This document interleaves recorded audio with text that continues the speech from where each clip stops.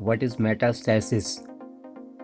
Metastasis is a major cause of cancer-related deaths, as metastatic tumors are often harder to treat than primary tumors. Metastasis refers to the process by which cancer cells spread from their original primary site to other parts of the body, forming new secondary tumors. This occurs when cancer cells break away from the primary tumor, travel through the bloodstream or lymphatic system, and establish growth in distant organs or tissues. The location of metastasis depends on the type of cancer. Certain cancers have a preference for spreading to specific organs. For example, breast cancer often spreads to bones, while colon cancer commonly metastasizes to the liver.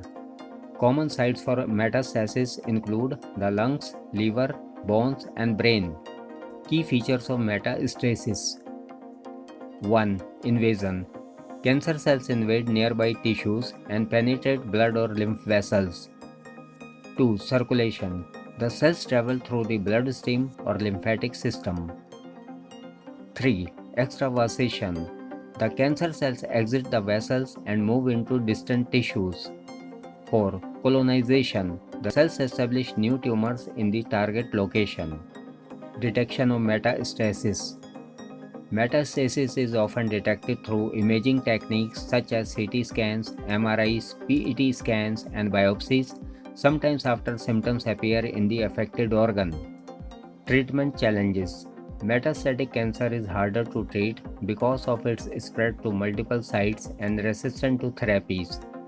Treatment options include systemic therapies, chemotherapy, immunotherapy, or targeted therapy, localized treatments, radiation surgery, and palliative care. This was all about metastasis. Understanding metastasis is key to improving cancer treatment and patient outcomes. Thank you for watching. If you like the video, please share and subscribe.